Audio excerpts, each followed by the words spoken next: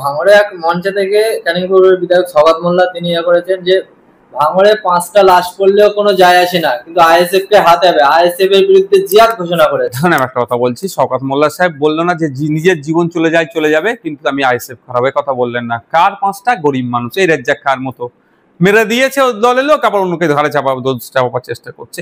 দেখুন আপনারা জানেন এই শওকত মোল্লারা এরা হচ্ছে এদের ক্ষমতা লোভী, চাই পাবলিক ধ্বংস হয়ে যাক এদের কোনো যায় আসে না, এরা ক্ষমতা শীর্ষে থাকতে চায়।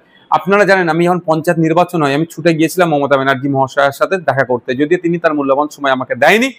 আমি কেন ছুটে গিয়েছিলাম? যে ভাঙড়ের হিংসা বন্ধ করার জন্য আমি আহ্বান করতে এসেছি। প্রয়োজনে আমার পঞ্চায়েতে যে সমস্ত প্রার্থী দিচ্ছে আমি তুলে নেব, ভাঙড়ে শান্তিতে থাকুক। নওশাদ সিদ্দিকী ভাঙড়ের বিধায়ক, ভাঙড়ের শান্তির জন্য পঞ্চায়েতের প্রার্থী তুলে নেওয়ার জন্য প্রস্তুত। আর নটোরিয়াস ক্রিমিনাল নামে যিনি খ্যাত শওকত মোল্লা ক্ষমতা দখল করার জন্য 5টা লাশ পড়লো কোনো অসুবিধা নেই বলছে। এখানেই তো শওকত মোল্লা নওশাদ সিদ্দিকীর তফাৎ।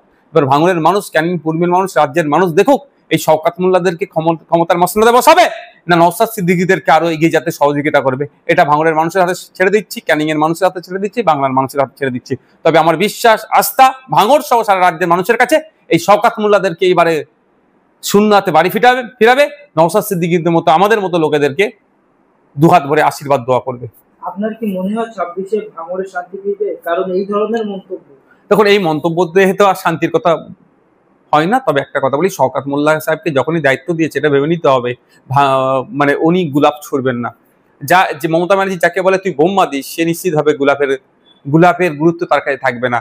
দেখুন 2021-এ আমি জিতেছি, 21 থেকে 23 পর্যন্ত আপনারা দেখবেন ভাঙড়ে রাজনৈতিক হিংসা হয়েছে, ঝামেলা হয়েছে, ক্ষুদ্র ছোট ছোট ঠেলাঠেলি হয়েছে, নিজেদের মধ্যে আবার দিনের শেষে মিটিয়ে নিয়েছে।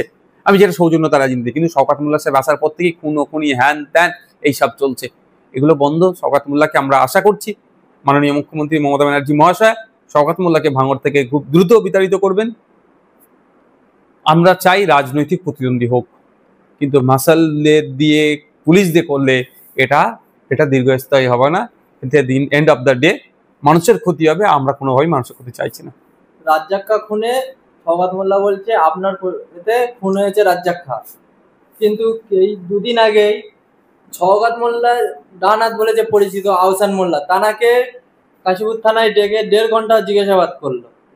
চা খাওয়াতে একটু টাইম লেগেছে, 1.5 ঘন্টা হয়তো, ওই জন্য 1.5 ঘন্টা ঘুরতে আপনি জানলে কি আলোচনা করছিল আপনি, আমি জানি কিছু দেখে বসে একটা। তবে আমি একটা কথা বলছি, আমি প্রথম দিকেও বলেছি আজকেও বলছি, আমাদের ভাঙড়ের ভোটার রাজ্জাক খাকে যারা খুন করেছে, যখন শওকত মোল্লা সাহেব ওখানে উপস্থিত হয়েছিলেন, শওকত মোল্লা সাহেব রাইট লেফট ব্যাক ফ্রন্ট সাইডে যারা দাঁড়িয়ে আছে ওদের মধ্যে অনেককেই যদি সঠিক তদন্ত হয় এই খুনের সাথে জড়িয়ে যেতে পারে।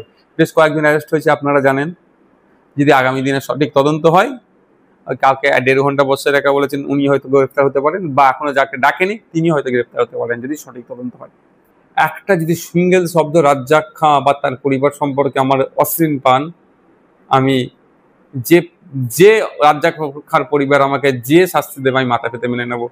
আমি বলেছি রাজ্জাক খাঁর পরিবারকে যে চাকরি এখনো দেওয়া হয়নি কেন, যে অ্যাপয়েন্টমেন্ট লেটার এখনো দেখানো হচ্ছে না কেন, তারপরে কিন্তু তড়িঘড়ি জয়নিং লেটার দেখিয়েছে। এটা বুঝতে পেরেছেন? মানে আমার চিৎকারের জন্য রাজ্জাক খাঁর পরিবার দ্রুত চাকরি পেয়েছে। আমি কি একবারও বলেছি কেন রাজ্জাক খাঁর পরিবারকে চাকরি দেওয়া হলো? আমি তো বলেছি দ্রুত দেওয়া হোক, এবং সাথেও বলেছি রাজ্জাক খাঁর পরিবার যাতে নাই পাই তার জন্য আমি সর্বোচ্চ দিয়ে লড়াই করবো। যদি চাই সিবিআই বা বিচার বিভাগীয় তদন্ত চাই, আমাকে ফ্রন্টে না আসলেও যদি ব্যাকডোর থেকে সহযোগিতা চাই আমি তাই করবো। এটা তো বলেছি আমি। রাজ্জাক খাঁর রাজনৈতিক পরিচয় ছিল তৃণমূল, আর আমার রাজনৈতিক পরিচয় আইএসএফ, কিন্তু আমি একজন বিধায়ক, এটা আমার কাছে বড় পরিচয়। আর রাজ্জাক খাঁ ভাঙড়ের একজন ভোটার, এটা আমার কাছে বড় পরিচয়। সুতরাং আমি বিধায়কের ঊর্ধ্বে গিয়ে, এই রাজনৈতিক নেতার ঊর্ধ্বে গিয়ে আমি আমার ভোটার যাতে নাই পাই তার জন্য আমি লড়াই করব। এটাই শওকত মোল্লা সাহেব ভয় পাচ্ছে, ভুল বার্তা ছড়াচ্ছে। দেখুন মুসলমানদের ভোটটা দিদিমণির ঝুলিতে পৌঁছে গিয়েছে, সুতরাং আর চিন্তা নেই, ঝুলিতে ঢুকে গিয়েছে, আর চিন্তা কিছু না। বললেও ভোট পাবে মুসলমানদের ভেবে নিয়েছে, বললেও মুসলমানদের ভোট পাবে, বললে হিন্দু ভোট হাতছাড়া হয়ে যেতে পারে, ওই জন্য ওয়াকফ নিয়ে কথা বলেনি। এটা তো সিম্পল ব্যাপার। এখন হিন্দু ভোটের দরকার মমতা ব্যানার্জি, বিজেপির ভয় দেখে মুসলমান ভোটটা নিয়ে নেবেন উনি চিন্তা ভাবনা করছেন। তবে এই চিন্তা ভাবনা ব্যর্থ হবে। 2026-এ কে আসবে কে যাবে মুসলমানরা ভাববে না। মুসলমানদের হয়ে বলার, দলিতদের হয়ে বলার, আদিবাসীদের হয়ে বলার জন্য 50টা বিধায়ক ভিতরে পৌঁছাতে হবে।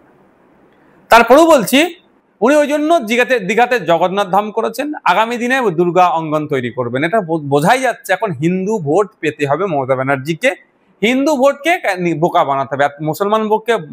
মুসলমান ভোটকে বোকা বানিয়ে ঝুলিতে ভরে নিয়েছে, এবার হিন্দু ভোটে 20 to 25% ভোট মিলিয়ে আবার সরকারে থাকবে।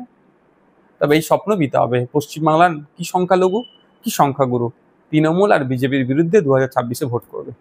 অভিষেক বন্দ্যোপাধ্যায় 21শে মঞ্চ থেকে আরেকটা করেছে যে 2026-এ বিরোধী পুরো শূন্য হয়ে যাবে, বিরোধী বলে কিছুই থাকবে না পশ্চিমবাংলায়। দেখুন একটা কথা বলি, পশ্চিমবাংলা নয় সারা ভারতবর্ষে নিরিখে বলছি, দুটো যে সরকার চলছে, একটা কেন্দ্র সরকার একটা রাজ্য সরকার, একটা ফ্যাসিস্ট মনোভাব নিয়ে চলছে, কিছু শুনবো না, কারো কথা মানবো না, এই মনোভাব নিয়ে চলছে। এই মনোভাব নিয়ে চলার ফলে আপনি দেখবেন 2006-এর ফরেস্ট রাইট অ্যাক্টকে ধ্বংস করে দিচ্ছে এক প্রকার অ্যামেন্ডমেন্টের নামে। 2023-24-এ আদিবাসীদের অধিকার কেড়ে নিচ্ছে। ভার্জিনিয়াস খাকা কমিটির যে সুপারিশগুলো আছে সেগুলো বাস্তবায়ন করেনি কেন্দ্র সরকার, কিন্তু আদিবাসী প্রীতি অনেক দেখাচ্ছে। ওয়াকফ সংশোধনী আইন 2025-এ যেটা পাস হয়েছে, বিরোধীদের যুক্তিকে অগ্রাহ্যভাবে মানে যুক্তিকে পাত্তা না দিয়ে সংখ্যার ভিত্তিতে তারা তাদের বিলটা পাস করিয়ে নিয়েছে, আইনে পরিণত করেছে।